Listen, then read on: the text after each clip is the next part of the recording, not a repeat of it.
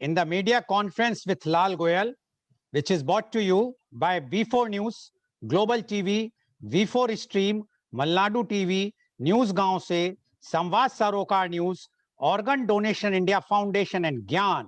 Our endeavor is to enlighten you with the current topic. And today's topic is COVID returns, impact on startups. A startup is a company or project undertaken by an entrepreneur to seek, develop, and validate a scalable economic model.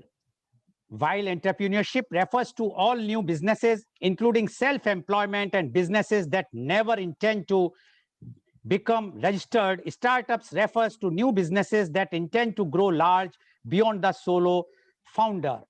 At the beginning, startups face high uncertainty and have high rates of failure, but a minority of them do go on to be successful and influential.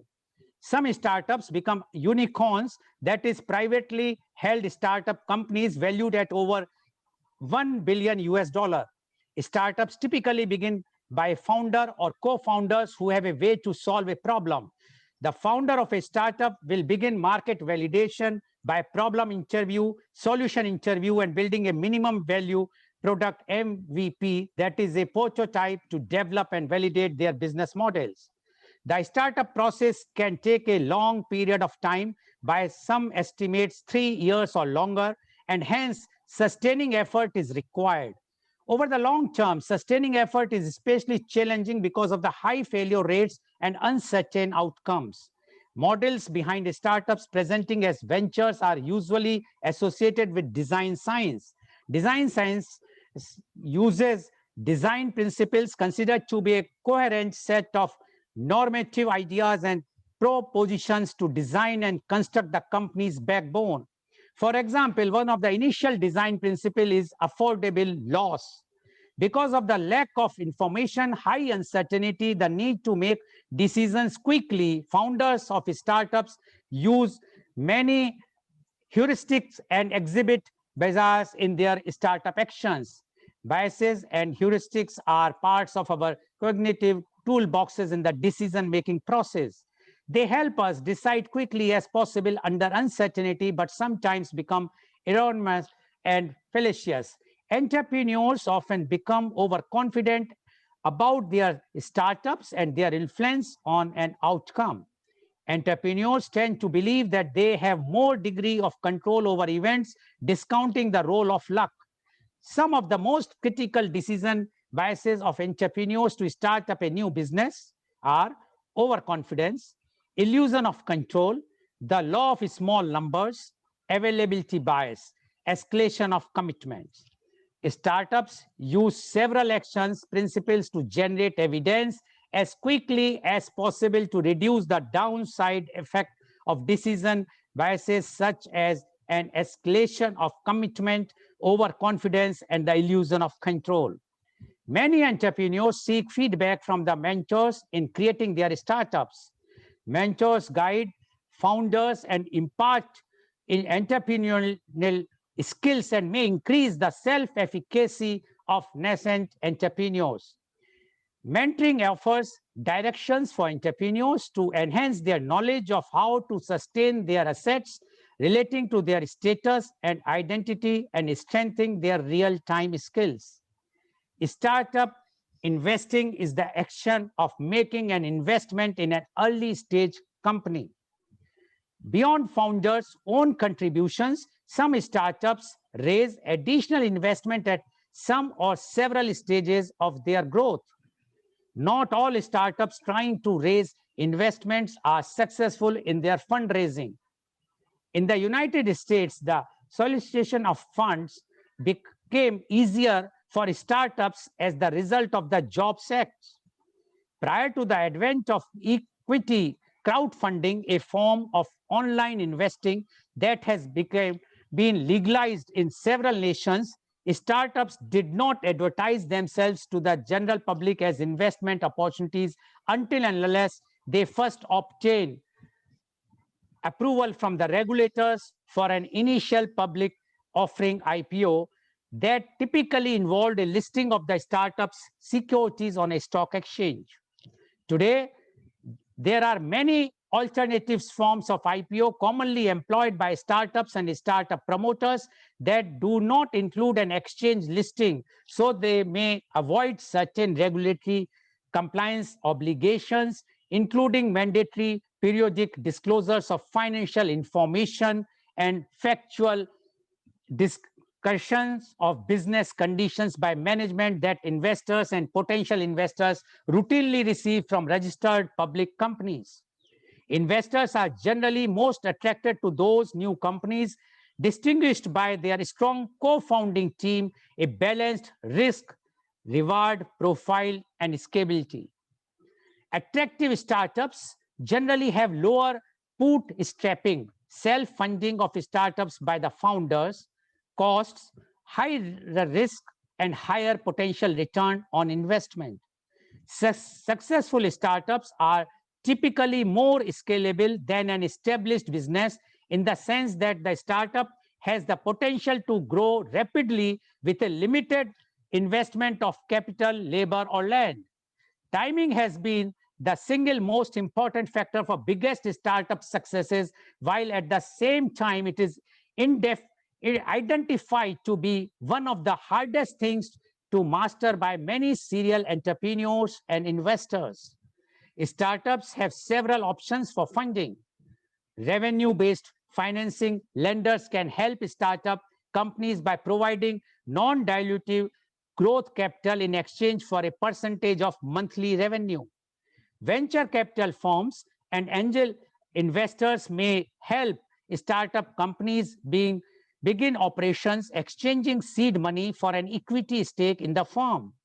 Venture capitalists and angel investors provide financing to a range of startups with the expectation that a very small number of the startups will become viable and make money. In practice, though, many startups are initially funded by the founders themselves using bootstrapping, in which loans or monetary gifts from friends and families are combined with savings and credit card debt to finance the venture.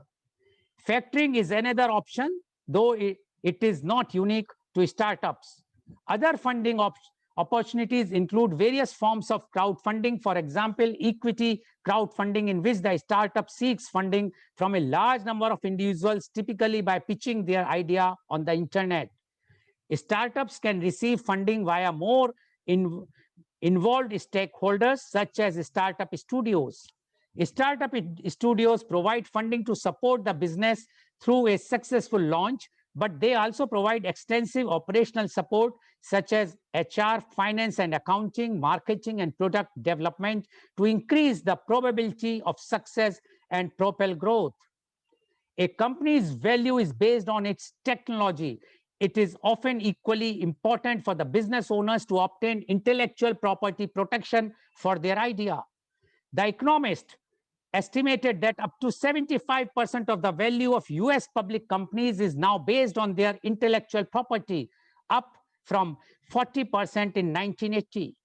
Often, 100% of a small startup company's value is based on its intellectual property.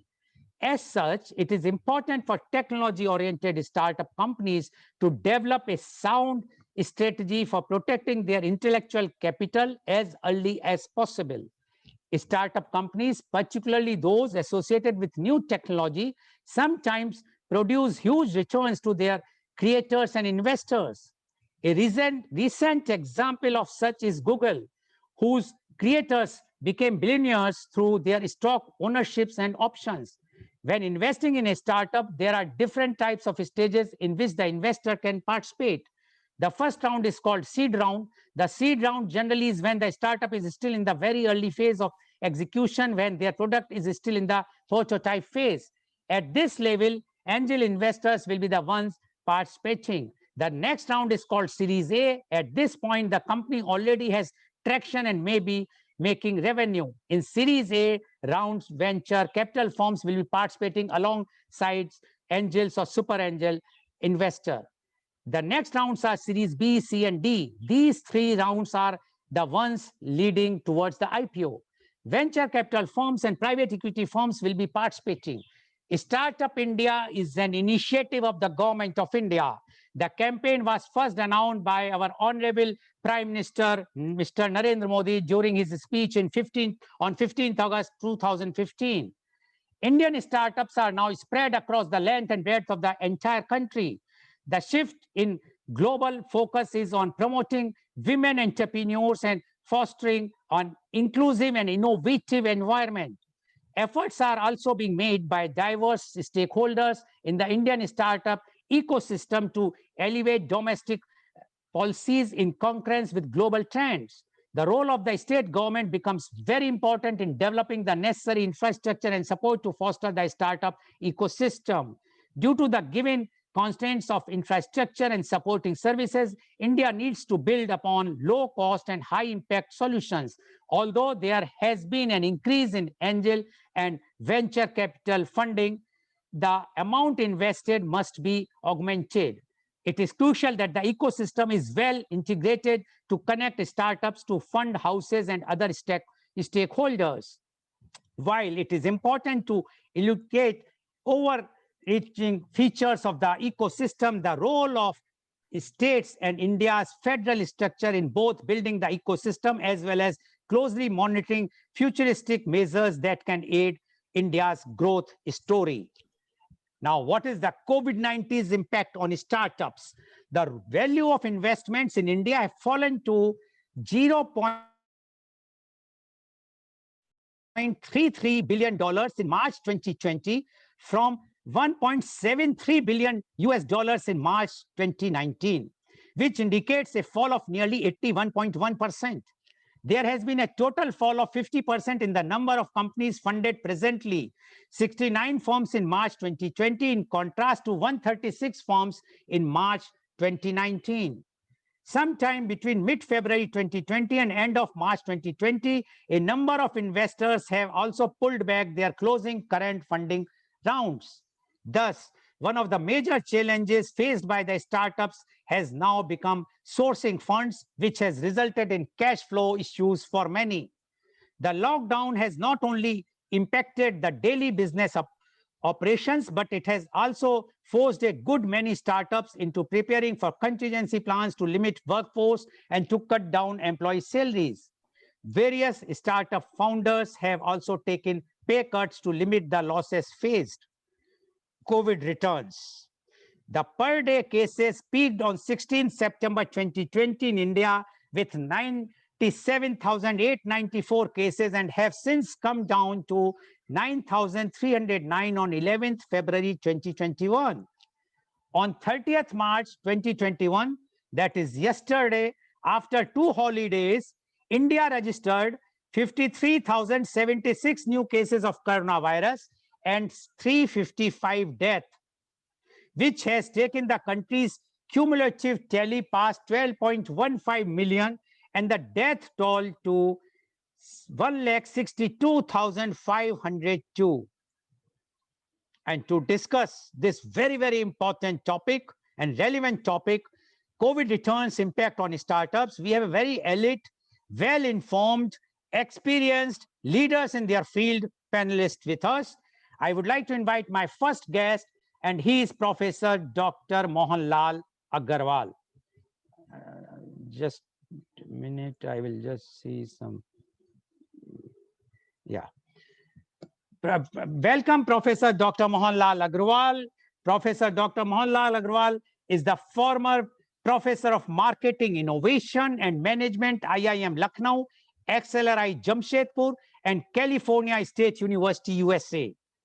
He is president of Indo-Gulf Marketing Association. He is US Fulbright Fellow Boston, EFMD Fellow Paris, and British Council Fellow London. In 2019, he was ranked among the 251 most fabulous global education leaders. Welcome, Professor Dr. Lal Agarwal on our show. And I would like to inform to all our viewers that the commitment of Professor Dr. Lal Agarwal is very high. He committed for this program, and today, although he has taken 2 vaccines, although it was not in India, in Dubai, and the vaccines of Chinese made in Dubai, he has took But after that, again, he got the COVID, and now he's talking and he's joining us from the hospital room only. I must salute Professor Dr. Mohanlal Agrawal for his commitment for the benefit of the viewers. Welcome, Professor Dr. Mohanlal Agrawal. Now, COVID returns, and you are the sufferer, and you are a first hand right now. You are in the hospital with the corona, down in the corona in Dubai. Now, we would like to know from you, Professor Dr. Mohanlal Agrawal, COVID returns impact on startups. Professor Dr. Mohanlal Agrawal, please. Thank you. I mean, as I would like to say, Professor Goel, although he denies that, but to me, he is a more than a professor, a colleague, and very, very esteemed, knowledgeable person. I'm particularly delighted for talking two important things in this country, which are fueling as well as perhaps pulling back the economy of India. The first is the factor which is pulling back is COVID returns, and the fact that is going up and making India up into that 5 trillion economy or more than that is the startups. I'm glad that you have given such a fantastic life cycle, conceptual, as well as contemporary description of the importance of startups. Maybe many people know this, maybe people may not this, but still it bears repetition that India is a home of startups next to USA, number two country in the world after US. Number two is that in India, every day, 4 to 5 startups get registered. In other words, we are talking about almost 1400, 1500 startups of the kind that we can talk about and which is happening in this country. The third point is that the biggest supporter of startups in the world, the SoftBank, is headed by an Indian, a person who was very, very big time involved as well as responsible for the growth of Bharti Telecom or Airtel. I know him personally because he was the person who had funded the first chair which I had held at IIM Lucknow on customer relationship management 20 years ago. The fourth point I would like to make here is that in spite of everything that we have, 90% of the startups fail within the first 5 years of their formation. Now, if it is showing a kind of a mixed picture, then let me also tell you that in 2020, in the COVID infested year of 2020, 11 startups became unicorn. Unicorn by definition is a business where 1 billion or more is held under private, closely held setup of that university, of that particular entity. 11 unicorns, in other words, $1 billion startups we are talking about. The latest was Pine Lab from very, very close to my house in Noida 20 it became. If we look into the second part of your thesis, which is COVID returns, the picture is extremely dangerous, scary, and gloomy. Unfortunately, in India, we have seen so much gloom, so much, problems everywhere that we have become by nature immune to the intensity of the scare and all, which others, they may be worried. We just take it as a part of our daily life. But fact of the matter here is it's a very, very dangerous phase. Number one, death toll will be higher. Number two, number of days to double the things will be shorter, which means we are talking of spread very, very big time. And third, worst part is that we have become now weary, COVID weary. We don't even talk about it, or if anybody talks, we just switch off, tune out, because we have heard so much. We have gone through that. The moment we don't talk about it, the corona will become worse because of these conditions that we have. So let's talk about the effect of corona on the startups. Fortunately, recently there was a survey which was done, and in that survey they found, although it was just a sample survey, it was not a population survey but sample survey, so therefore generalizations will be subject to those kind of limitations of any sample based study, that 70% of the business in startups mentioned that they are adversely affected by COVID-19 or the COVID situation. 70%. And they said that almost only 22% companies have enough cash to go for the next 3 to 6 months, which means the number will go up. Now remember, I said in ideal situations, 90% anyway die within first year. Now this death rate will be accelerated because of what we are seeing in the COVID. And as a result, demand is dying in many cases. When demand is dying, revenue is slowing down, then three things happen. Companies cut back. They cut back on their operations. They start cutting the salaries of the employees.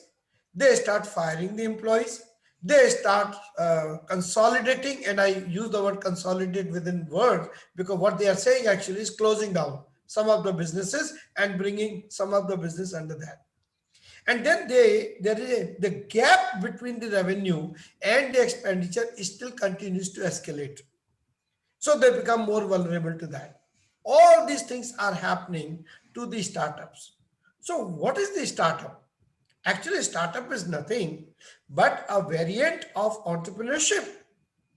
That entrepreneurship has been done with a very, very clear message of taking risk on something which they believe is disruptive, on something which is disruptive but useful to the society, something which is disruptive and useful, but also a business model can be built around it. In other words, they are not dreamers, they are visionaries. That's the difference between dreamer and visionary. The dreamer doesn't have a plan, visionary has a plan.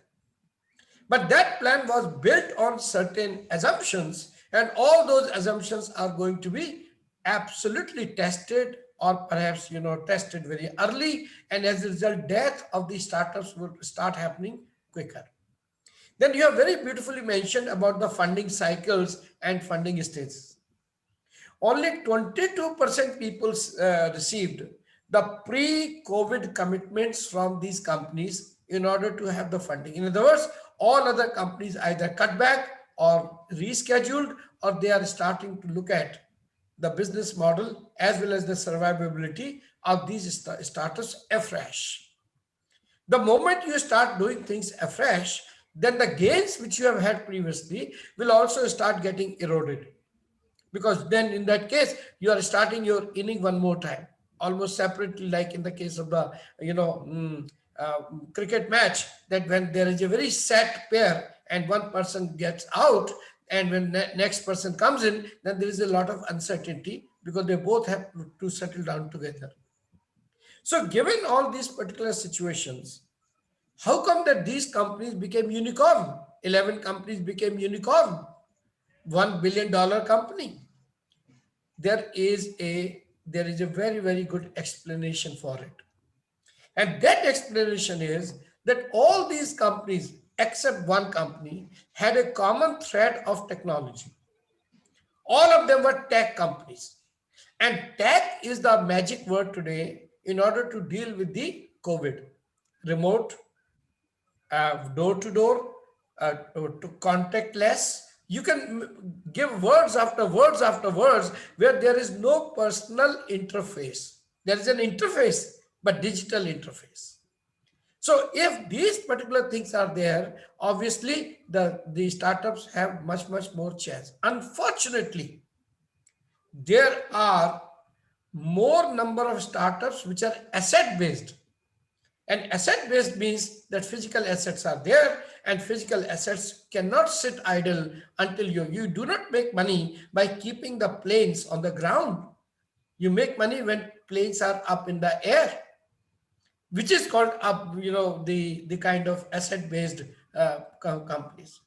So as a result, I believe that and I'll come back to it later again, sir, with your permission, that how these startups are coping, number one, and number two, how they are contributing also to maintain, to manage, to enhance the effectiveness of the efforts by all of us to manage this kind of corona or COVID situation.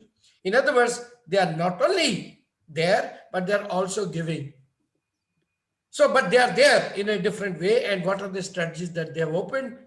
So, to sum up my point, and this is where I would, give it to my esteemed panel, which I am really, really very happy that you have assembled such esteemed speakers around me. That number one, startups by nature are a risk-bearing venture. Number two, this risk has become greater suddenly because of this COVID. And number three, government has no ecosystem to support the private startups. And as a result, they have to go to these funding agencies, and funding agencies have their own limitations because they also have to, explain to their own shareholders. So as a result, you will see that startups are in difficult time. But whether this difficult time will become worse in COVID returns, I'm afraid I will have to say at this moment, yes. They will be having very difficult time, more difficult time. How and what to manage, that probably if you give me time, sir, I will come back. At this particular moment, thank you very much, sir.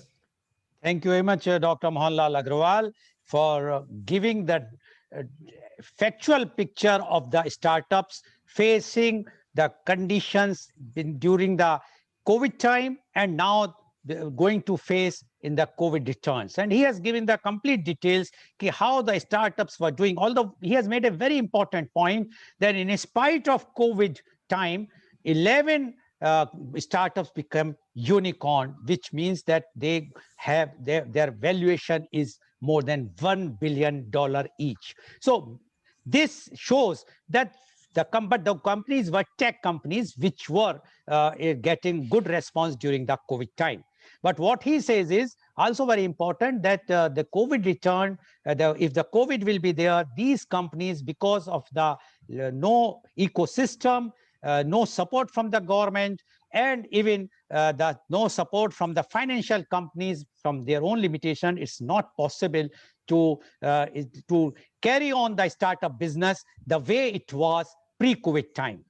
So for him, according to Dr. Mohanlal Agrawal, it's a very, very difficult time for the startups if the COVID, which is obvious now, is returning back. Then this year again, the startups will face lots of difficulties. Thank you very much, Dr. Mohanlal Agrawal, for giving your views. And I'm really thankful that in spite that you are in a hospital room in Dubai, suffering from corona, you are so much dedicated to your academics, I must say, and your work that you have agreed to come on our show. Thank you very much. Now, I would like to invite my next guest, and he is Professor Dr. R. Gopal. Professor Dr. R. Gopal is the director and head of the Department of D.Y. Patil University. He is the former dean, D.Y. Patil University School of Management.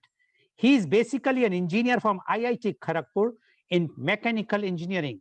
He is also MBA, ICWA, PhD, and postdoctoral research degree DLIT. He is also the member board of management of the Ajankya D.Y. Patil University. He has more than 27 years of corporate experience with Bush India Limited, L&T, Tata Economic Consultancy Services, and Siemens. Additionally, he has more than 30 years of teaching experience in various B schools in and around Mumbai in the areas of marketing, finance, and general management, etc. He was the visiting faculty in several B schools in USA. In the USA, he has conducted several programs on topics like how to do business in India. He has also published more than 200 research papers, both in Indian and foreign journals. He has been awarded the Best Outstanding Research Paper at the Asia Pacific Marketing Conference held in Malaysia. He is also a reviewer to several international journals having a high impact factor. He is the guide for MPhil and PhD students of several universities in India. More than 100 research scholars have received their PhD and MPhil degree under his guidance. He is also the author of several books and is the chief editor to several national and international journals of repute. Dr. R. Gopal is the recipient of several national and international awards. If I will read the entire list, it will take my full program, but yes, few of them I would like to highlight, such as Rashtriya Vidya Saraswati Puruskar, Rashtriya Vikas Ratan Award, Glory of India Award, Rajiv Gandhi Educational Excellence Award, Best Teachers Award, Best Management Teachers Award, Educationist Award, Star of Asia Award, and many, many more. Welcome, Dr. R. Gopal, on our show. Professor Dr. R. Gopal, you have heard what Professor Dr. Mohanlal Agrawal has mentioned in his opening remarks. And Professor Dr. Mohanlal Agrawal is very clear that if, and he also agrees that the corona is coming back. In this condition, the condition of the startups will face again this year the problems far more what they have faced even in 2020. Now, we would like to know from you, COVID returns impact on startups. Professor Dr. R. Gopal, please. Thank you very much, Lal Sahab. Good morning to you. Good morning, Professor Dr. Agarwal. Good morning, Harsh Juneja and Mrs. Divya. Thanks once again for giving me an opportunity to present my thoughts. I would like to phase my talk into three parts. One, pre-COVID returns.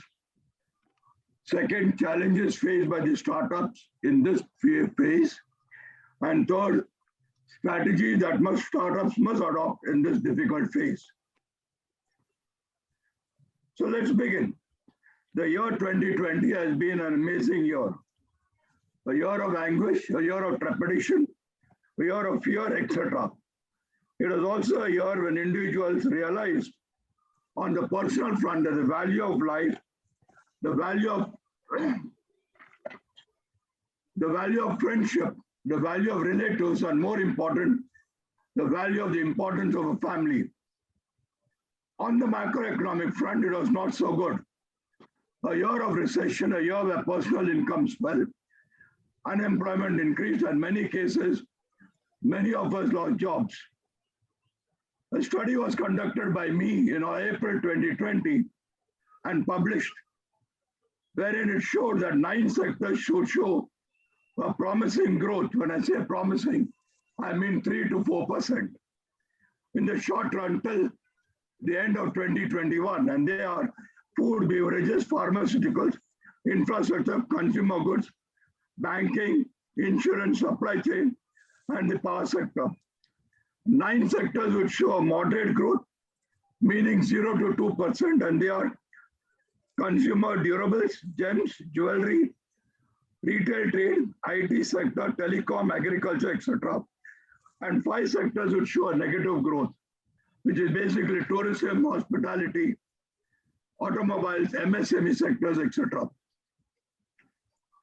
The study indicated that GDP would drop to a level of near zero by the end of the year 2020. I'm talking of the fiscal year 2020, and therefore could rise in 2021.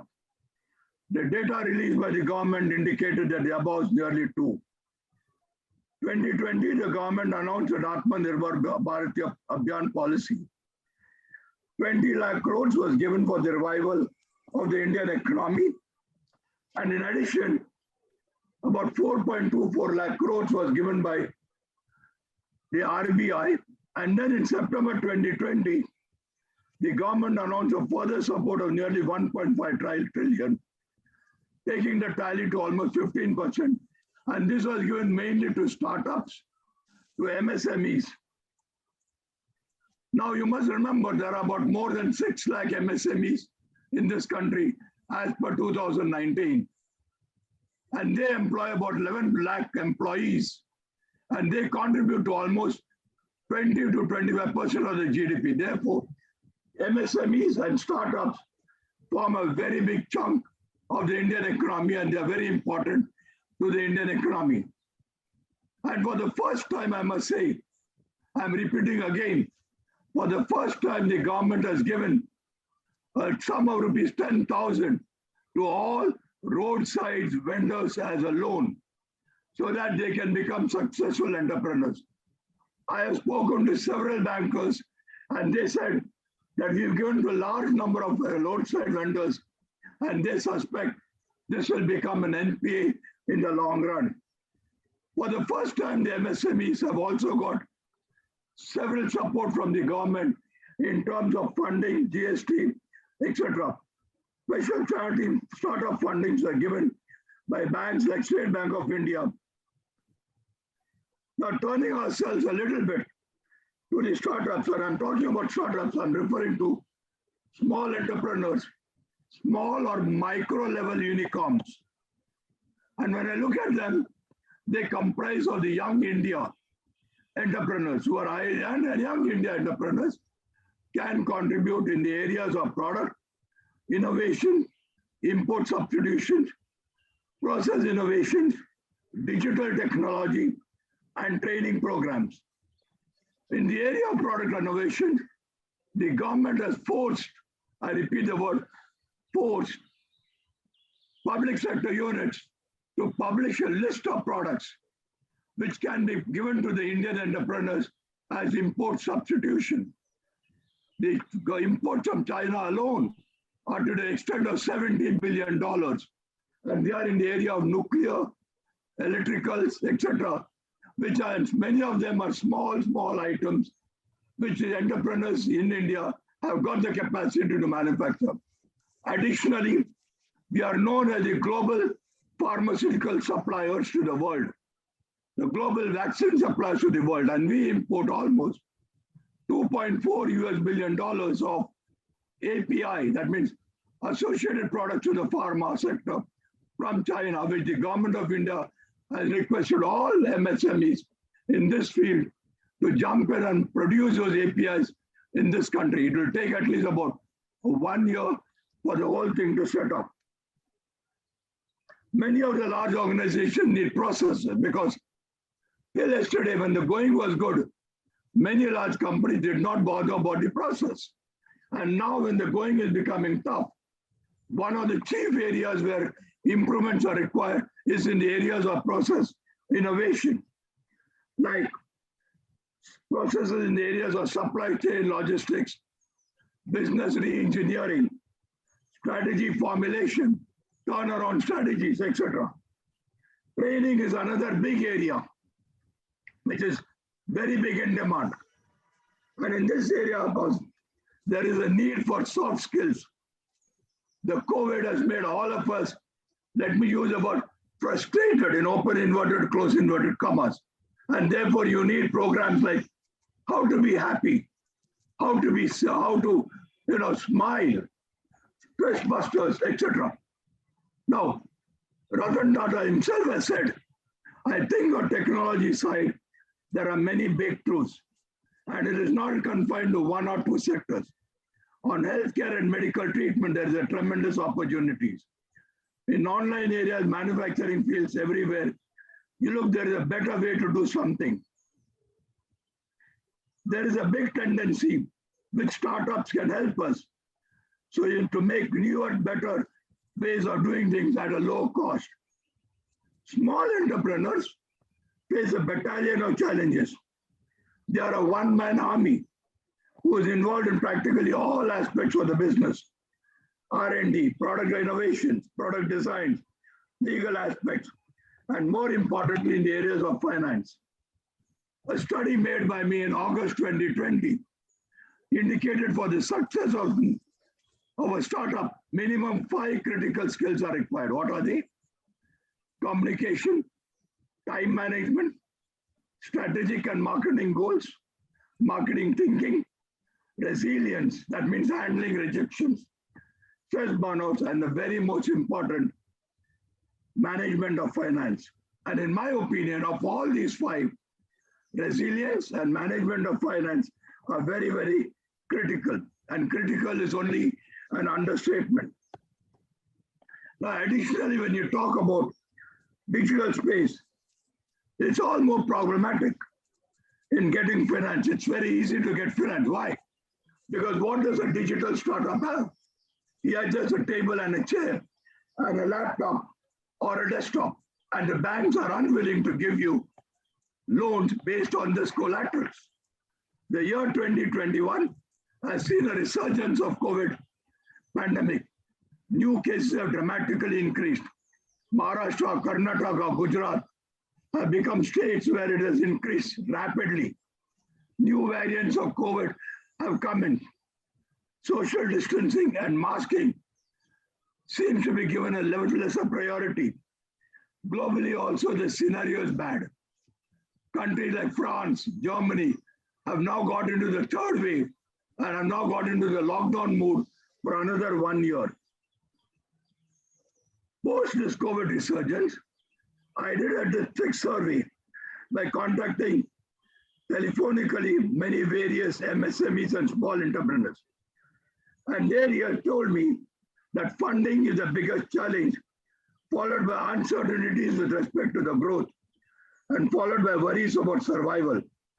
A small percentage also complained about bureaucratic interference. Given the above circumstances, what strategy should these young entrepreneurs and young startups do? A detailed discussions with them revealed: 1. Reduce cost to bare essentials. I'm repeating, bare essentials. 2nd, seek survival for the next 6 months, borrowing from perhaps parents, friends, relatives, because in my opinion, the pandemic is going to last for at least a minimum 1 year. Change our business strategy. Enter into areas like food aggregation. This is something which is growing very, very rapidly. EduTech, finance tech, e-commerce, gaming, digital platforms, and even e-grocery is something which is picking up. And I think startups need to change their business model in this direction. Some startups I know, especially in areas where I'm staying, have abandoned their businesses and started local roadside vending of clothes, apparels, food products. Some have even started delivering food to various office goers and families. Marketing in the new area needs to be strengthened and new pricing strategies. And I must tell you, communication is the key. Use of social media is the key. And there is a very, very strong need to get into reworking your entire business plan. Break it down to be a realistic business plan. And, we have to get into funding because many of them said funding is the most important area. I have been talking to many, many banks and many, many small entrepreneurs. MSME business loans, Mudra loans, credit guarantees, fundings, National Small Industries Corporation, credit linked capital schemes or technology upgradation, Stand Up India funds, Koir Udyami Yogama, NABARD funds. These are some of the very, very helpful and easy to get funding strategies. Work from home is a new mantra. And I think we have to use a push strategy if you want to really grow. And last but not the least, I'm repeating last but not the least, in the worst scenario, is it possible to sell your business to a large organization because if it has been making money, and if it's a good business model that you have, you can sell it to business organizations like HUL or other organizations and get out of the current business, use that fund available to get into new business. And most importantly, resilience is the key. Experts point out that even if we can implement a few of these challenges, young startups might be able to mitigate some of their problems to a large extent. I think these 10 strategies are the key for success in this very difficult and very challenging period. With these few words, thank you very much, Lal Saab and everybody. Thanks for patient listening, and God bless all of you all. Thank you very much. Thank you very much, Professor Dr. R. Gopal, for giving your very clear views about the startups. And Professor Dr. R. Gopal has given his views and said that he has conducted his own research and published his studies, and which his point is very clear. This time is very bad, and he says whatsoever good project thought by the promoters of the startups, but because of the COVID, everything has flattered. And he says that now the time has come that they have to change their strategies, they have to change their business module, as well as, in case if they could not, they try to dispose of their startup to a big corporations, so that at least they will have some funds either to sustain themselves or to start a new model of business. But he's also of that view, although he says the government is trying their best. They have given 10,000 rupees loan to the vendors on the roadside, and they have injected 20 lakhs crores rupees in the economy, that is about 10% of the GDP. But that is last year. And now, as Professor Dr. Gopal has discussed with the bankers and others, and even the entrepreneurs, and they says that the problem is lots of bureaucratic problems were there. And I would like to add here, Professor Dr. Gopal, and for the benefit of our viewers, that I have done on this topics earlier also, and the problem which the industrialists are facing are that the banks are not ready to give, as Professor Gopal has mentioned, that the bankers have told that this 10,000 rupees loan which has been given under this scheme is going to become NPA.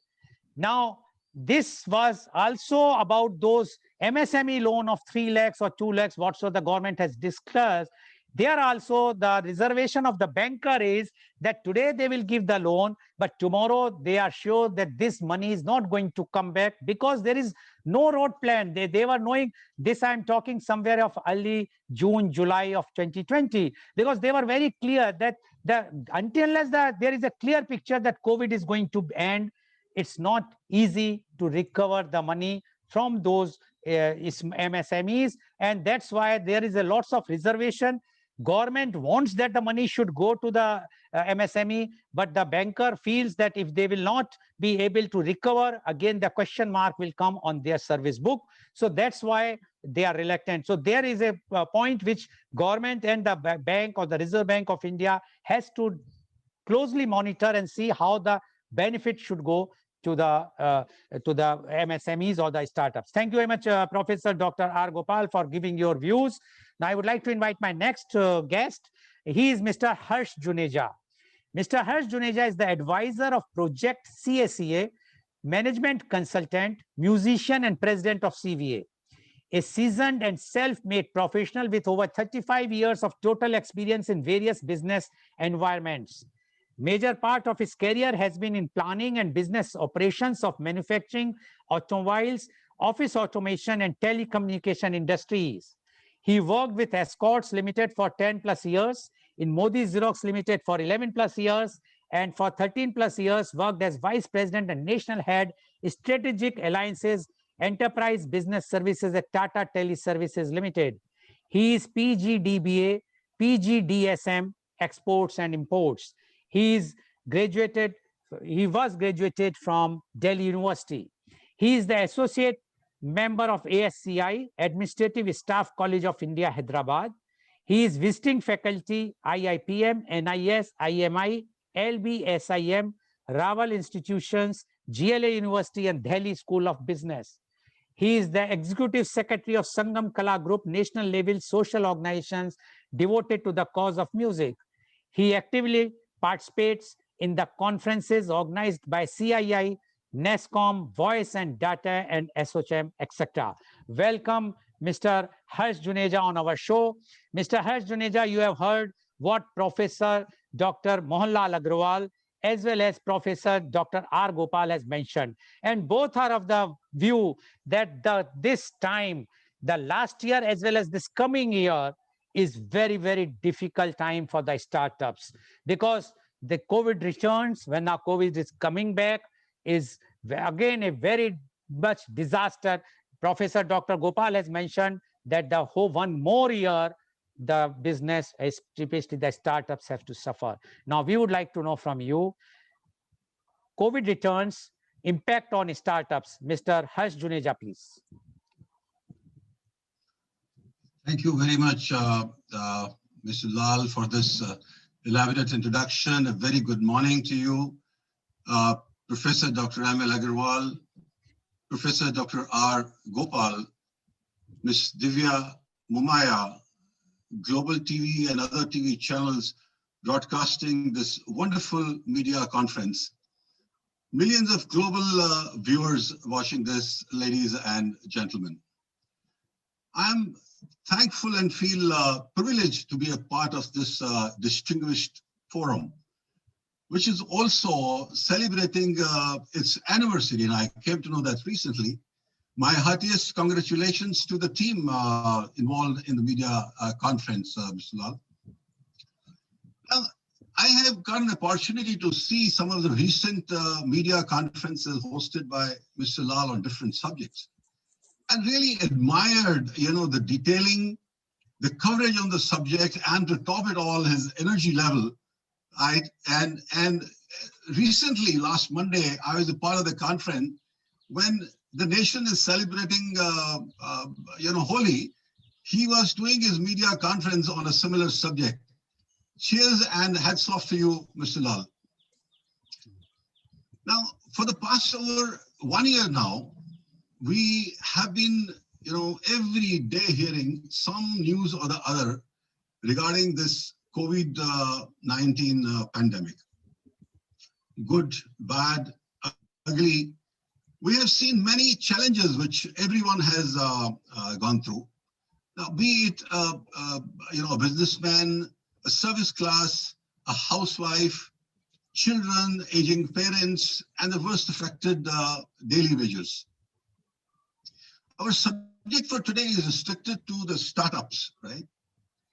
Which means the business community, and I'll come a little more detailed into it. So let me divide my discussion into 4 quadrants, which is going to typically, help us cover the subject appropriately. And I would end with some suggestive points to ponder. The first is going to be what is typically a startup. The second is what challenges they normally face and generally face. And the third is going to be related to COVID again, which has impacted and will impact, their business. But the fourth one is going to be how do we overcome and find opportunities in this crisis and critical pandemic situation. And here I would little, be having a different, views on it, and kindly see that out. So what is the typical follow-up? I'm sure Lal Saab explained in detail in his initial, speech about what a startup is. But if I look at it in a simple language, it's a venture, right? And it's a venture which is initiated by founder or founders. It is around an idea or a problem or a gap in the market. So there's a gap in the market which has been established, and this idea is to have a solution to that. And last but not the least, this has got a potential for a significant business opportunity. Now, I am repeating this word, it has got a potential of significant business opportunity. Many years, and for many people, the startup was taken as small businesses, but no more.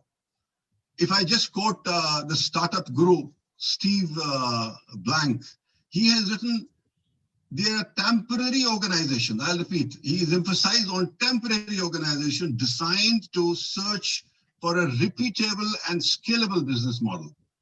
Now, if I give just one example, he will, this would be more clearer. Uber was a startup few years ago, right? And now it operates in 80 countries and about 10,000 cities. Do we call them a startup now? I'm sure absolutely no. So it's a temporary organization designed to search for a repeatable and scalable business model. I would like to give some example, that these startups, they're a very strong, cultured, tight-knit community.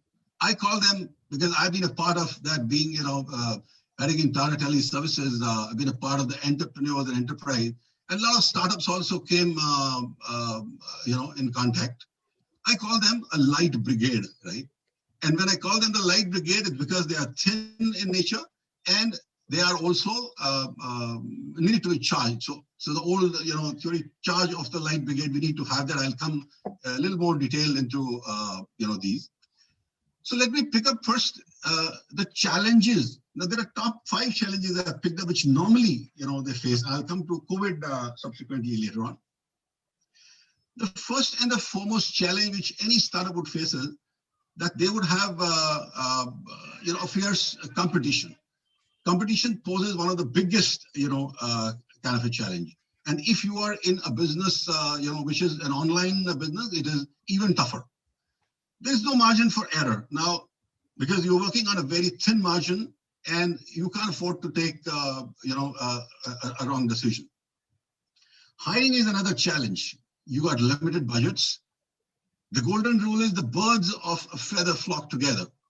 Team synergy wins. So if team synergy wins, you need to have right people at the right place. And since you have limited people, hiring is most critical, at this time. I think Professor R. Gopalan also touched this point. Financial management is again one of the most critical thing faced. Money begets money, and at times when there is a cash influx, the startup tends to find really hard to properly manage their finances and they bog down against the pressures. What is another critical thing is the cyber security. We have seen hackers are everywhere. It's a digital age. Even bigger companies like Facebook and Twitter, they are not, able to 100%, control. So it's an important thing to be a little cautious. And I'll give an example when I'm talking about the opportunities in this in little more detail about it. Last but not the least, winning trust of the customer is one of the challenge which the startups face. And why? Because they don't have the large base like many companies. In my first company, Escorts, I joined them as a management trainee. I learned, and that was 1982, right? One sentence which haunted and it still comes to my mind. It's one satisfied customer gets you 100 customers over the next 10 years, but then you have to have one satisfied customer. And startups gradually build up. They don't have a ready-made base of the large customers. That's one of the challenge. Now, COVID-19 has impacted and is once again going to question this startup business. मेरे को इसमें एक शेर याद आ रहा है. वो मेरे पास आकर बोले कि बस एक मौका दे दो मुझे. वो मेरे पास आकर बोले कि बस एक मौका दे दो मुझे. अब आप ही बताओ कि शाखों से गिरे हुए पत्ते भी कभी दोबारा जुड़ते हैं. Anyway, so you won't get a second chance to form the first impression, or you have to do the first time right. So startups are very fragile, nazuk patte hote hain. And as I think Professor M. Agarwal quoted, that 90% of the startups fail in the first 5 years of the operations only. So they cannot afford, they have to do the first thing right. Now, while businesses across all the sectors can sense a replication of COVID-19, the startups have particularly been one of the most vulnerable. In fact, they are facing various formidable challenges. And I mentioned some of the normal ones, but I think specific to COVID, it's not only a challenge for existing startups, but also for the creation of the new ones. Now, it's very important. I think startup, as I think Professor Agarwal also said, it's a very important thing for any country for the growth, and they play a very important role. I think he quoted some figures about MSME and SMEs and startups, which contribute to about 21% of the GDP of the country. So creation of the new ones have stopped looking at this, challenging times in the past. If I quote an example, from OECD. OECD is an organization for economic cooperation and development. It's an international body, and they've given some examples. That if you compare March, April 2020 with that of 90, there's a 50% drop in the new add-up on the startups.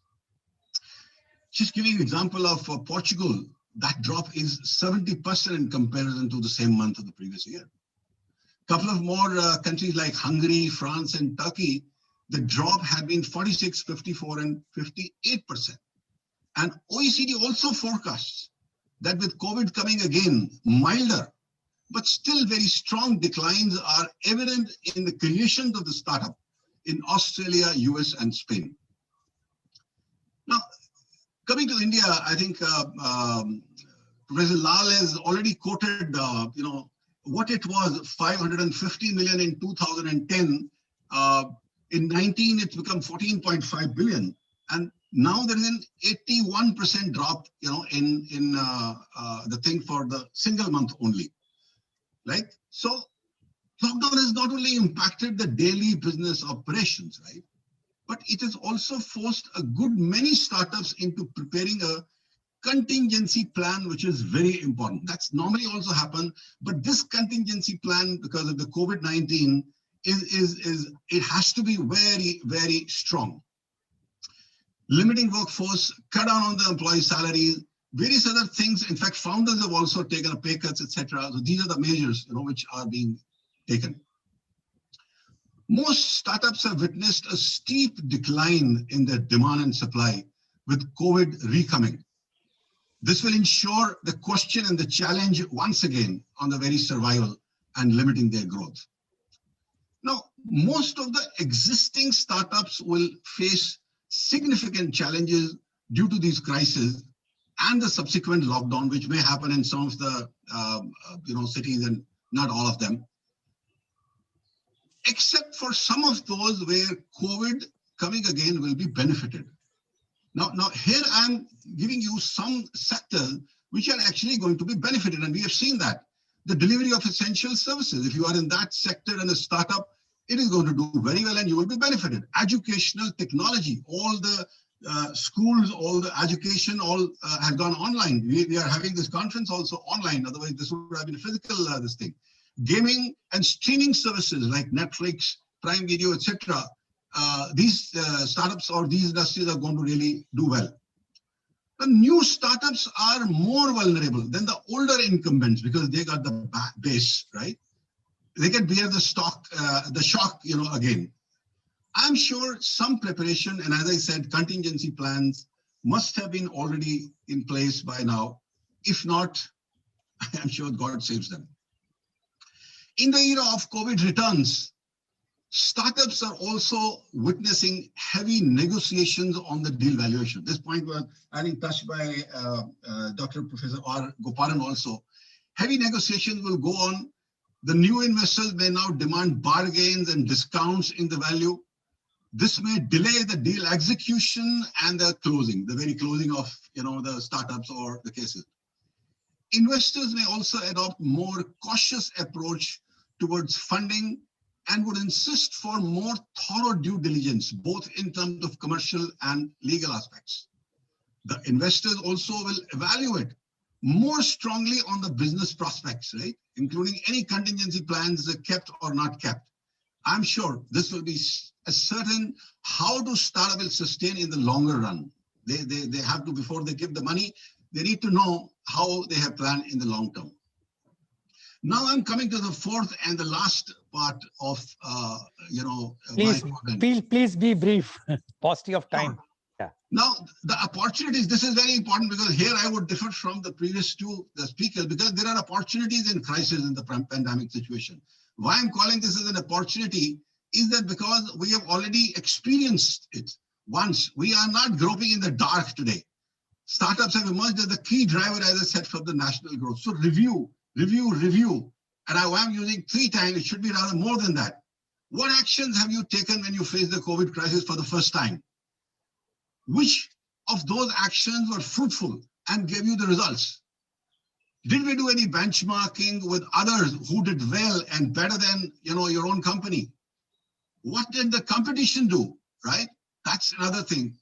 What I think are you doing about, problem solving, asking questions, why 5 times, it looks after, where you are having the root.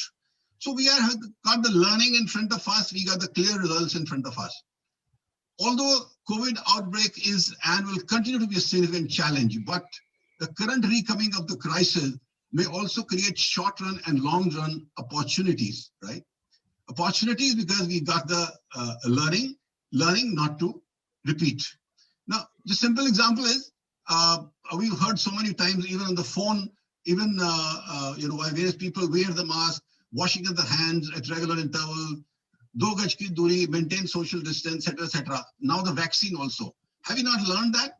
And if we have not got the vaccine, if we are not learning, then obviously the COVID is going to catch us. So talking about those learning which we have taken is most critical. During the crisis, startups have played a very critical role. They have been fast, they have been flexible, they have been very critical in helping many countries shifting towards fully digital work, education and health services. They are the ones who help. Take, for example, in India, like, I think when the COVID started, we didn't even have enough supplies of masks. We didn't even have enough supplies of PPE kits. And shortly we became the leading exporters. So I talked about 5 challenges, initially, those 5 challenges.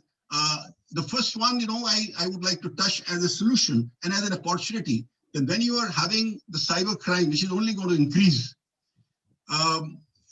heading, in a telecom industry, one thing which became very good was that we sold robust military-grade security system, which is VPN, Virtual Private Network, and this was on the wireless platform. Digital technology has been a clear winner in the crisis, right? So digital technology is one thing which one should follow. Encryption of the data security, which is cheaper. It's on the wireless platform also available. Play safe and cautious with the money. Don't be spendthrift. I think that's another one. Last but not the least, we'd have the high motivation of the Light Brigade, which is, I think, what is, the critical. Let me give an example of certain countries, if I'm allowed a couple of. So let me conclude. Let me conclude by saying we got opportunity.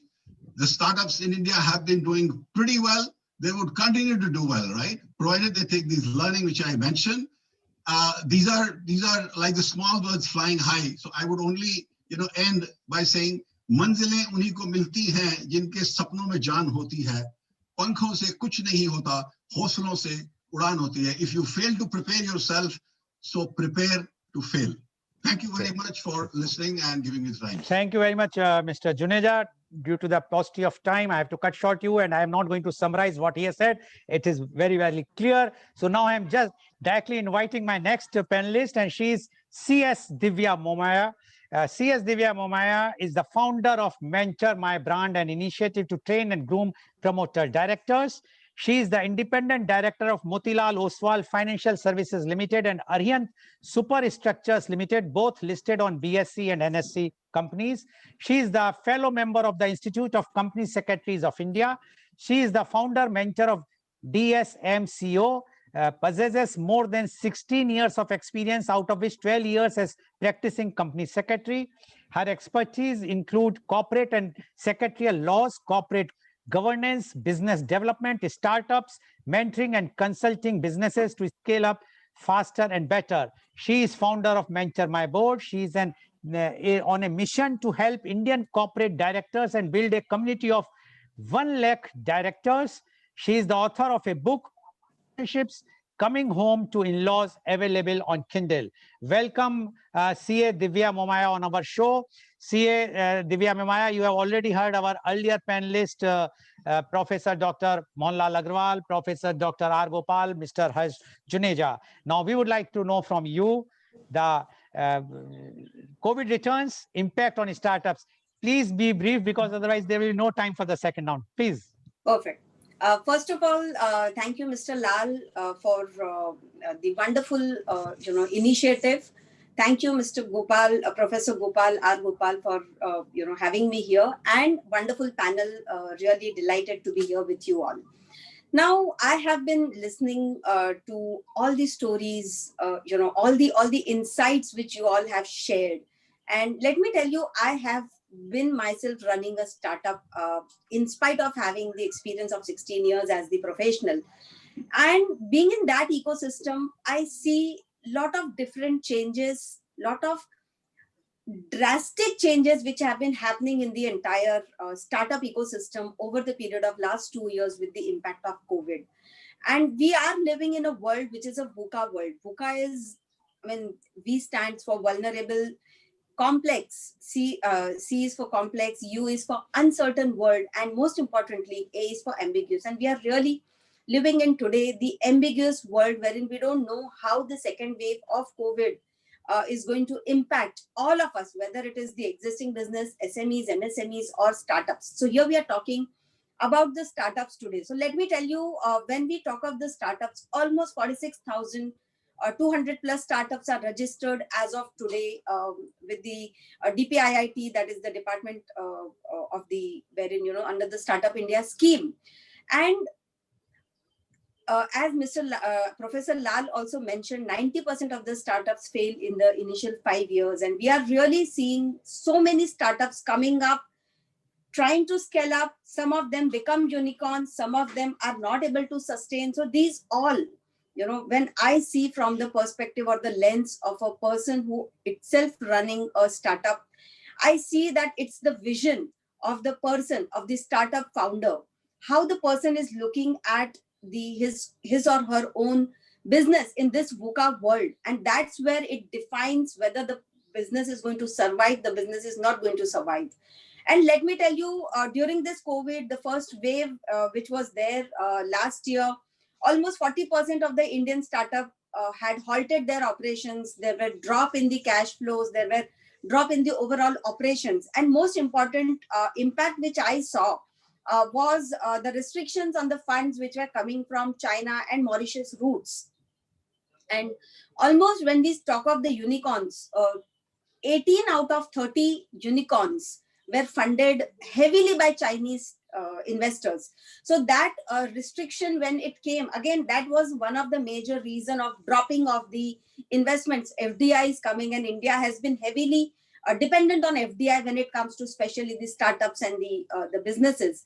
So government has been taking a lot of initiatives. So for example, on 16th of March, there was a notification which says that government has set up an expert advisory committee for funding, creating a seed fund of more than 500 CR for the startups.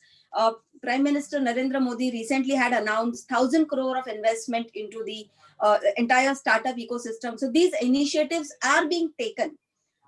Action COVID-19 team has been set up by a lot of venture capital companies who are ready to fund up to 500 crores in various startups. So I don't see there is any dearth of investments, but what I see from a perspective of, because I'm also a mentor of change with Niti Aayog, and I'm helping some of the incubation centers, helping some of the startups itself in in a mentoring and a handholding kind of an initiative. I see the vision which the startups have. When we talk of the startups, the change management, how you're going to deal with the change in the entire ecosystem in the outer world, you need to develop that agile management. And I strongly, because I have been guiding, handholding the directors, the promoters, founders, the startup founders from the very top perspective, I see that, and I strongly believe in one proverb, which is a Chinese proverb: the fish rots at its head. And that's where, the founders, the promoters have to be really, really agile when it comes to the management, it comes to the governance, and due weightage to be given to the compliance, the ethical aspects of the businesses. In this VUCA world, entire world is disrupted. So again, the startups which are, coming to disrupt the world, if they get disrupted, if they are not upskilled and as Mr. Gopal also mentioned, if the businesses are not skilling themselves, the businesses are not upskilling, upgrading their knowledge, it's not very difficult for them to wipe out. And that's where, I mean, I will, with a very, very short note, I will wind up here. And for the second round, surely there is a second wave coming up. With this second wave, I think the businesses, the already cash for the entire year, if the operations are down, the cash is drying out. If the second wave continues, there are going to be challenges. Government is coming out with a lot of initiatives, but at the same time, how the businesses take that wave, and how fast they are able to adapt themselves into the different, into the new situation, is going to determine whether they succeed or whether they fail. The unicorns are coming up, the businesses are wiping out, everything is happening. Again, it's the opportunities as well as challenges. How you take it up, it depends on the startup. So I would, with this one sentence, I would close my introductory remarks as to, as a startup, make sure that you are agile, you are adapting to the change, because we are living in a VUCA world. So that's it. Thank you. Thank you very much, Ms. Divya, for giving your very, very clear points about the startups. Now, my question goes to Dr. Mohanlal Agrawal. Are you there, Professor Agrawal? Yes, I'm there. This question has come from one of our viewer. Rather, she was a participant in one of the conference, Miss Manisha Singh. She is the Senior Manager, Contracts and Procurement at GAIL India Limited, posted at Pata, UP. And she says that the government has declared in the budget of 2020 that the startups limits have increased from 25 to 100 crores. But because of the COVID, nobody is basically utilizing that. So what are your suggestions? Specifically, she has asked from your side, any suggestion, how could this situation improve for a startup? One, maximum 2 minutes. I will not be allowed, because I have to ask the questions to everyone, please. Thank you. No, I think please thank Manisha also for a very, very important question. You see, just because there is a fund limit or credit limit doesn't mean that you should utilize it. It simply means that you should utilize it only when you have viable, meaningful investment and ROI plan around it. So government has given this facility, and I think all startups need to do is what very clearly Divya, Harsh, both of them were very clear when they said that they have to start research among themselves, not research like professor research, but their own research in terms of their model, that whether they were right or not. And I think Harsh was beautifully expressing for us also when he said that this is a very good time to re-examine, reflect, and review the model that you begin with, because every model is not good for every situation. So resilience is number one, acceptance is number two, and recovery and correction is number three. Thank you. Thank you very much, Dr. Agrawal, Professor Dr. Agrawal. Professor Dr. R. Gopal, my question now to you is, you have mentioned about the loan and all those things government is doing. And you have also mentioned that the bankers have a reservation that this loan are going to become NPA. Then why you are terming it as loan? Why not pay directly? Take the situation of UK. UK is under lockdown from December. Still, it is under the lockdown. They are paying to those startups, to MSMEs, or to any private business entrepreneurs who cannot afford to, those who are not allowed to work during the lockdown, up to 80% of the salaries of the employees. So basically, the money is going to the citizens. Nobody is crying. 4 months, 3 months already passed there, or rather 4 months in the UK, completely locked down, and still they are surviving, and they have controlled the COVID third wave or second wave whatsoever drastically. Now, why not India? A rethinking should come instead of loan, because what 20 lakhs and 10% of GDP, the expert says it was only 1% of GDP, but we are not going in that discussion. My only point, limited point to you is, why loan when you know that the loan is going to be NPA, another lots of litigations, lots of problems for the bankers? Give direct money through the startups. So startups, like Ms. Divya has mentioned, are facing lots of financial crunch, and they have to cut, or they have to remove the staffs, etc. Instead of that, everyone will be there for the time being, and so that their startups will not face the problems. What you say about this? Sir, I also want to say 1 minute, 1 second, later on, not now, but Okay, later. okay, okay. Yes, yes, Professor. Also, there are two sides of a coin. Yeah. One is from the demand side supply and the other is from the supply side. What the government is emphasizing today is more on the supply side and not giving you cash in hand so that you can spend it. Why? Because the normal tendency of India is to save money, is to not spend. And when you start saving money, you do not help the Indian economy to grow. Please remember this. Today, the banks have got lots of money with them. They are flush with funds. And why are they flush with funds? Because there's so much of money in the banks that they don't know which avenues which will give them returns and which will not form an NPE. And that is one of the very simple reasons why the finance minister is always running after supply side policies and not demand side policies or consumption increasing policy, because we have a tendency to save. Our savings rate is almost as high as 22 to 23%. Okay. And that's the reason. Okay. Thank you very much. Now my question goes to Mr. Harsh Juneja. Mr. Harsh Juneja, don't you think the startups in India, the figure what Professor Dr. Agrawal has given is 90% fails. The reason is very clear that number one, corruption. Number two, siphoning of funds. And number three, which is very important, is the no proper exit plan. Any venture capitalist who is putting their money always see the exit plan. They are not interested how much money you are going to make or not. They just see the market capitalization of the funds, and they see the value of the whatsoever premium they have paid, whether they will get some profit or not after 3 years or 5 years. But there is no exit plan, and that's why within 5 years all these startups are failing. What you say about this, Mr. Harsh Juneja? 1 minute only, please. I think government needs to intervene in this, and I think that was the last point which I think I had to explain. I could not, but let me brief it by saying, even if you look at the example which Professor Agarwal has given, 10,000 rupees is paid to the vendors, who are the roadside vendors. 100 crore budget, which I think has been talked about, is under a government plan called ACT. But where is that specific to startups, right? And SIDBI has given something for MSMEs and SMEs. The word startup, which is the main purpose of discussion today, has nothing direct coming from the government. So that needs to come as a rescue so that they not only get the rescue plan. In fact, I wanted to give the example, UK, France, Germany, the government has given specific word startup is being mentioned.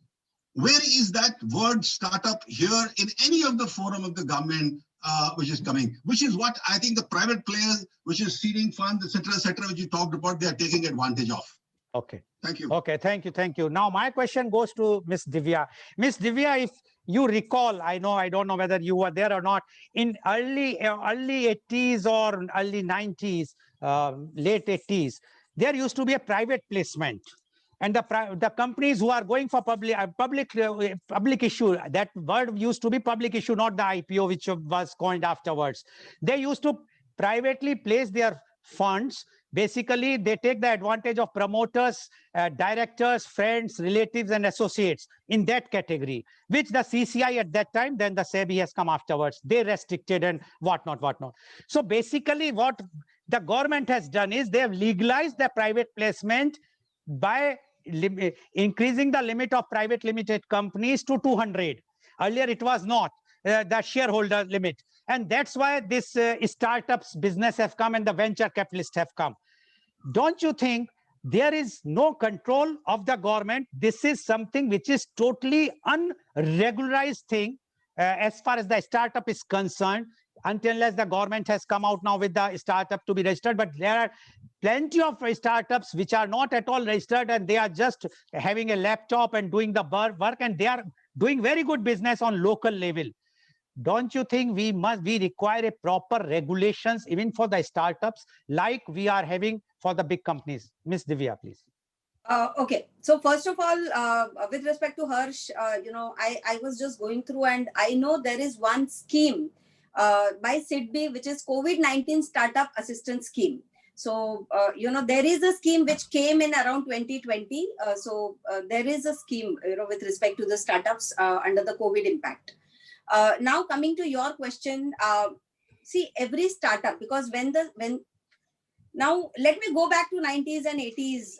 Infosys was a startup at one moment of time. Reliance was a startup at one moment of time. Google, Apple, these all companies were startups. Whether you call it Flipkart, whether you call it Snapdeal, every company was a startup at one moment of time. Now, the capital, when we talk of, so today legalization, if you speak about, yes, DPIIT is the body which is registering the startups.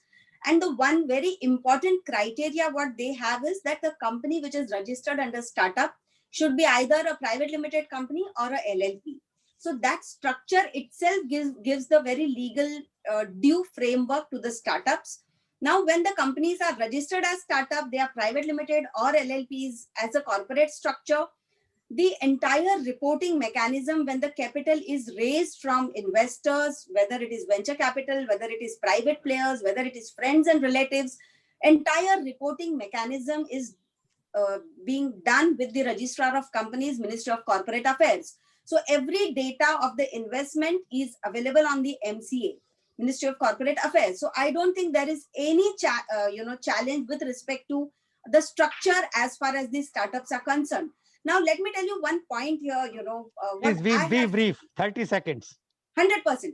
So now one advice to the startups is focus on the value creation as far as the customers are concerned, rather than focusing on the valuation game. Because today, when we see the startups, it's a valuation game. Thank you. Sorry, Dr. Agrawal, I will not be able to come to you because there is a paucity of time. Okay. But can I clarify just one point? That's all. Only 1 second. 2 seconds. Yes, please. Yeah. Direct payment is given only when there is support and assistance. Loan cannot be given directly to somebody's account. That's okay. All. Okay. Thank you very much. So today you have seen about the COVID return impact on the startups. And one thing is very clear, all our panelists have the same view that in spite of the government efforts, the COVID-19 has impacted very badly the startups. And now the COVID returns is going to impact further. So the startups have to change their strategies, their management, financial managements, and so many suggestions were giving, very good suggestions were given by our panelists. I'm sure the startups or those who are planning to start a startup will think and see to it that they should not fail in their ventures. Thank you very much for joining us. And today's program has been live telecasted by V4 News, Global TV, V4 Stream, Malnadu TV, News Gaon Se, Samvad Saroka News, as well as was shown live on Facebook and YouTube. And our endeavor is to bring to you every day a new topic. And tomorrow, media conference with Lal Goel at 10:30 a.m. The topic is marriage and law. And the panelists are Dr. Rajiv Anand, Senior Psychiatrist and Marriage Counselor, Mumbai, Advocate Jyoti Pawar, High Court, Mumbai, Advocate Sanket Gupta, High Court, New Delhi, Advocate Palash Banerjee, High Court, Lucknow. So please tune in tomorrow for media conference with Lal Goel at 10:30 a.m. Thank you very much, Professor Dr. Mohanlal Agrawal. Thank you very much, Professor Dr. R. Gopal. Thank you very much, Mr. Harsh Juneja. And thank you very much, Ms. Divya, CS Divya Momaya, for joining us and giving and enlightening all our viewers. And thank you all the viewers for watching our show. Thank you very much.